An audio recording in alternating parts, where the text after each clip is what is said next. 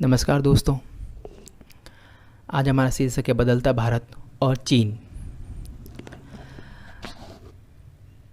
वर्ष के प्रारंभ से ही यानी 2020 से ही चीन जो चाइनीज़ वायरस है उसने पूरे विश्व को अपनी चपेट में लिया और उससे भारत भी अछूता नहीं रहा। इसके बाद भारत ने तो बेहतरीन तरीके से चाइनीज़ वायरस से लड़ाई लड़ी और लगभग हम विजय प्राप्ति के करीब हैं। लेकिन मुद्दा ये है कि चीन का जो वायरस है, जिसे हम वुहान वायरस भी कहते हैं कई बार, जो ये चाइनीज़ वायरस है, उसके फैलाने के बाद जिस प्रकार चीन अपनी सातिर चाल चल रहा है उस पर विचार करने की अत्यंत आवश्यकता है। चीन ने सबसे पहले पूरे विश्व में चाइनीज़ वायरस फैला के अर्थव्यवस्था को चौपट किया। अब उसकी नई दूसरी रणनीति यह है कि अब अपनी विस्तारवादी नीति का फैलाव करना है। चीन अपने पड़ोसी देशों जैसे भारत, पाकिस्तान, बांग्लादेश, श्रीलंका और अपना जो वर्चस्व है वो साउथ सी चाइना में भी लगातार बढ़ा रहा है।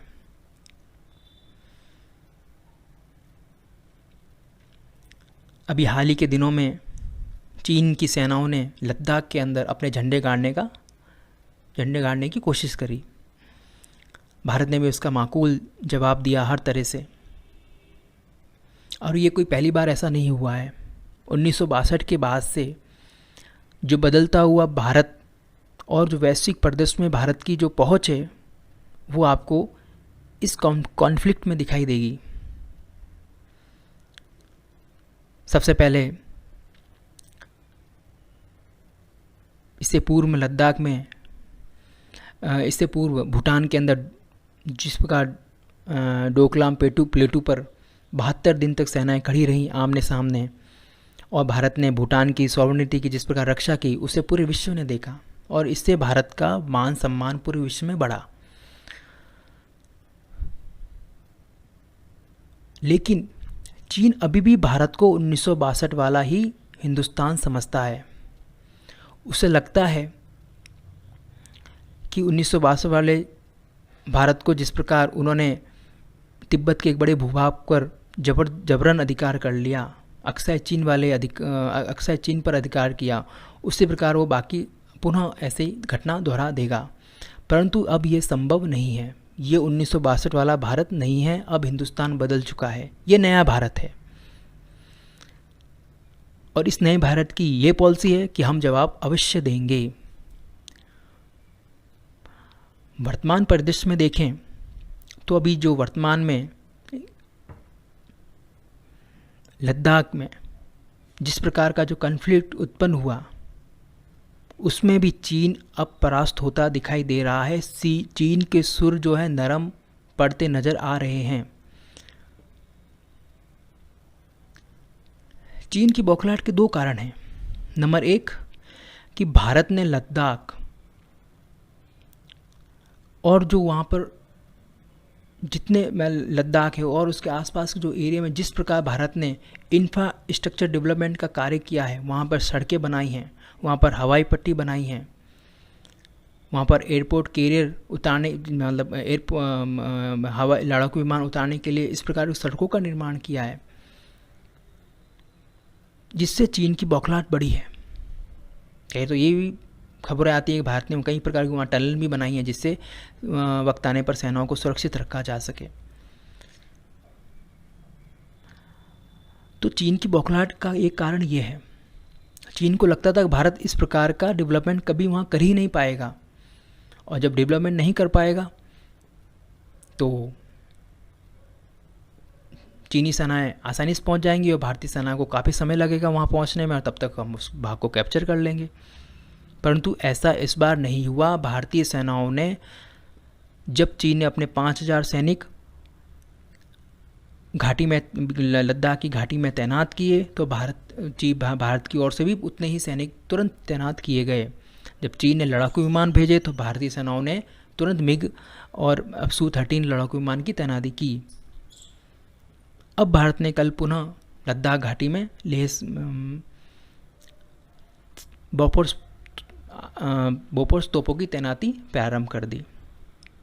ये भारत की उस तैयारी को दर्शाता है कि भारत किसी पर हमला नहीं करेगा, लेकिन वो हमले को सहेगा भी नहीं। और ये बहुत आवश्यक है, क्योंकि ये नया भारत है, ये बदलता हुआ भारत है। चीन की दूसरी बौखलाहट का प्रमुख कारण वो है पाक अधिकृत कश्मीर।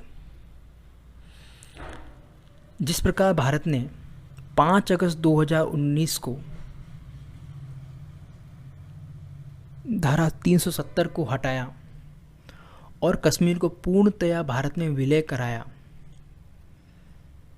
उससे पाकिस्तान और चीन की दिल की धड़कनें जरूर तेज हो गईं। ये इसलिए था क्योंकि 370 हटाने के बाद अब भारत सरकार का ध्यान पाक अधिकृत कश्मीर, यानी जो पाकिस्तान ने भारत के कश्मीर के हिस्से को अवैध कब्जा कर रखा है, उस पर गया है। और चीन पाक अधिकृत कश्मीर में बड़ी मात्रा में इंफ्रास्ट्रक्चर डेवलपमेंट का कार्य कर रहा है। वहाँ बांध का भी उसे जस्ट कुछ दिन पहले ही कॉन्ट्रैक्ट प्राप्त हुआ है वहाँ। और जो चीन का एक महत्वाकांक्षी प्रोजेक्ट है सीपैक, वो पीओके होके ही निकलता है। तो पीओके इस वक्त चीन के लिए अत्यंत महत्वपूर्ण है, क्योंकि वहाँ पर चीन ने अरबों खरबों डॉलर का निवेश किया है। और यह चीन को नागवार लगेगा अगर भारत वहाँ पीओके पर कब्जा करता है तो। इसलिए चीन बहुत बौखलाया हुआ है। यही कारण है कि चीन आए दिन कभी लद्दाख घाटी में, कभी उत्तराखंड में, कभी भारत के 9 स्टेट अरुणाचल प्रदेश इत्यादि इलाकों में वह कोई न कभी सेनाएं खड़ी कर देता है, कभी झंडे गाड़ देता है। परंतु उसे अब इस बात का एहसास हो जाना चाहिए कि भारत अब बदल चुका है। भारत अब बिल्कुल भी 1 इंच भी जमीन पर कब्जा नहीं होने देगा, ये उसे समझना चाहिए। क्योंकि भारत ने अपने शक्ति प्रदर्शन एक बार सर्जिकल स्ट्राइक करके और एक बार एयर स्ट्राइक करके दिखा दिया है। और एक चीज़ चीन बहुत कान खोल के सुन ले कि चीन पिछले 42 सालों से एक भी लड़ाई नहीं लड़ा है, और हम रोज़ लड़ाई लड़ते हैं पाकिस्तान के साथ। तो हमारी सेनाएं 10 गोली खा के भी जिंदा रह सकती हैं, और चाइनीज़ को क्या हाल होगा ये तो चीन खुद सोच ले। और दूसरी चीज़, लड़ाई जज्बे से जीती जाती है, न कि हथियारों से। और भारतीय सेनाओं का जो मनोबल है इस वक्त अपने 7वें आसमान पर है। चाइनीज़ की हस्ती मिटा दी जाएगी अगर उन्होंने किसी प्रकार की कोशिश करी गलत कब्जे करने की। ये बहुत ही चीन को बिल्कुल सख्त संदेश दिया गया है।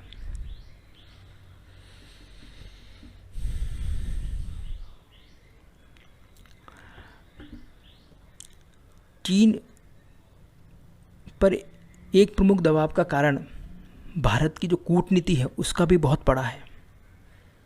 अभी कुछ दिन पहले ट्रम्प साहब मोदी जी को फ़ोन करके अमेरिका के हालात और कोरोना पर चर्चा करते हैं, और वो मध्यस्थता की बात भी करते हैं, जिसे भारत और चीन दोनों ही सिरे से नकार देते हैं। और सबसे बड़ी बात यह है कि ट्रम्प साहब ये बोलते हैं कि मोदी जी का मूड बहुत ख़राब चल रहा है। और ये जो सब लाइन है, इस लाइन से ही चीन के प्रधानमंत्री के दिमाग में खलबली जरूर उत्पन्न हुई होगी कि मोदी जी का मूड ख़राब चल रहा है तो पता नहीं क्या कर देगा, क्योंकि वो नरेंद्र मोदी है। मूड ख़राब होता है तो ना जाने क्या कर दे, इसका तो सबको पता ही है। तो ये जो दबाव बना है चीन के ऊपर, ये हम सबके लिए बहुत अच्छा है। अभी सेनाएं लद्दाख घाटी से तनाव कम हुआ है, सेनाएं पीछे हटी हैं, धीरे धीरे पूरी तरह सेनाएं पीछे हट जाएंगी। अब भारत के लिए क्या आवश्यक है, भारत को अब थोड़ा सा एग्रेसिव पॉलिसी बनाने की ज़रूरत है, ऐसा मैं मानता हूँ। अग्रेसिव पॉलिसी का क्या मतलब है? अग्रेसिव पॉलिसी का मतलब ये है कि भारत अब तक, चीन जब भारत के इलाकों में कब्जा करता है तो ही भारत अपनी सेनाएं वहाँ भेजता है। कभी कभी भारत को भी कुछ ऐसा करना चाहिए जिससे चीन का दिमाग खराब हो, और ये ज़रूरी भी है, हमें भी कभी कभी उनको दिखाना चाहिए।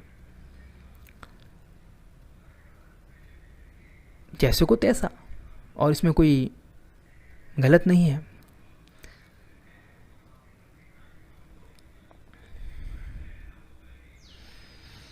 भारत अपनी संप्रभुता पर किसी भी प्रकार का अतिक्रमण बर्दाश्त नहीं करेगा, ये पूर्णतः शाश्वत सत्य है। आने वाला जो समय है उसमें वैश्विक परिदृश्य में भारत का महत्व बहुत बढ़ गया है, क्योंकि ट्रम्प साहब ने भारत को G11 में आमंत्रित किया है। अब जब G11 में इनवाइट किया है तो निश्चित तौर पे जल्दी भारत जो संयुक्त राष्ट्र संघ की स्थायी सदस्यता के लिए भी अप्लाई करेगा। हालांकि चीन अभी तक हर बार वीटो लगाता आया है, यहाँ तक कि अभी तक भारत को NSG की सदस्यता भी प्राप्त नहीं हुई चीन की वजह से। लेकिन मुझे लगता है जो आने वाले ये जो 2020 और 21 और 22 के जो साल हैं ये बहुत महत्वपूर्ण है भारत के लिए, क्योंकि यहाँ से भारत को एक नई दिशा और नई ऊंचाइयों पर चढ़ना है। और मुझे लगता है आने वाला जो समय है, चीन के वीटो पावर आने वाला जो समय है उसमें विश्व के कई देश चीन के उस वीटो जो लगाता है बार बार भारत के खिलाफ, उसको नेग्लेक्ट करते हुए भारत को संयुक्त राष्ट्र संघ में स्थायी सदस्यता अवश्य दिलवाएंगे। ये मेरा एक मानना है।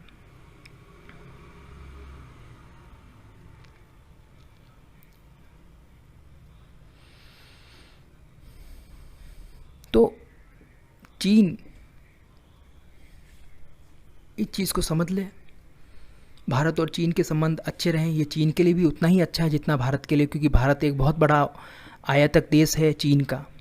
बहुत बड़ी मात्रा में भारत सामान वस्तुओं को आयात करता है, और अगर भारत ने आयात रोक दिया तो चीन के ऊपर बहुत आर्थिक रूप से हानि होगी चीन को, और ये चीन खुद नहीं चाहेगा, भारत भी नहीं चाहेगा कि इस प्रकार का कुछ हो। हालांकि भारत अब एक आत्मनिर्भर देश की ओर बनने के पथ पर अग्रसर है, और जल्दी वो बन सकता है, इसमें कोई दोहराई वाली बात नहीं है। कोई बहुत बड़ा काम नहीं है आत्मनिर्भर बनना। हम अपने पुरुषार्थ के माध्यम से आत्मनिर्भर भी बन के बताएंगे। परंतु ये चीन को आत्मनिर्भर, ये जो मैसेज है, निश्चित तौर पे चीन की रातों की नींद उड़ गई है। क्यों? क्योंकि अगर भारत आत्मनिर्भर बन गया तो चीन से आयात कम होगा, और जब चीन का आयात कम होगा चीन की अर्थव्यवस्था वैसे ही डाउनफॉल में है, और निश्चित तौर पे चीन की अर्थव्यवस्था और चौपट होगी। तो ये चीज़ चीन समझ ले कि भारत से दुश्मनी लेना बहुत हानिकारक है चीन के लिए, और जो चीन की विस्तारवादी नीति है उसे अब अपने इस नीति में बदलाव करना चाहिए। चीन हांगकांग पर अब अपना अधिकार जताता है, चीन ताइवान पर अधिकार जताता है, साउथ ईस्ट चाइना में चीन किसी को घुसने नहीं देना चाहता है, फिलीपींस है जो आसियान के जो देश है उनमें भी उनको भी चीन घुसने नहीं देना चाहता है। जापान पर भी चीन के साथ कॉन्फ्लिक्ट चलते हैं। साउथ कोरिया, उसके साथ भी चीन के साथ कॉन्फ्लिक्ट है। अभी कुछ ही दिनों पहले उज्बेकिस्तान के अंदर चीन ने अपना अधिकार जताया। आखिर यह चीन कितने देशों से लड़ना चाहता है, और भारत के साथ स्पेशली वो लड़ रहा है। मुझे लगता है कि आने वाले दिनों में हम देखेंगे कि जो ये चीन की जो महत्वाकांक्षी परियोजना बेल्ट एंड रोड इनिशिएटिव है, इसमें सबसे पहला देश इटली ने साइन किए थे, और मुझे लगता है सबसे पहले निकलने वाला देश भी वही बनेगा। जब ये कोरोना महामारी से जब शांति हो जाएगी तब हम देखेंगे कई देश इस सीपैक की परियोजना से बाहर निकलेंगे, और आप देख लीजिएगा कि चीन की क्या हालत होती है। चीन की अर्थव्यवस्था पूरी तरह चौपट होगी आने वाले दिनों में। इसलिए चीन को बहुत संभल के रहना चाहिए भारत से, और भारत के साथ मैत्रीपूर्ण व्यवहार करना चाहिए, ये उसके लिए उचित है। और भारत और पाकिस्तान के मुद्दों में वो चीन हस्तक्षेप ना करे तो ही बेटर है। वो ये भारत का आंतरिक मामला है।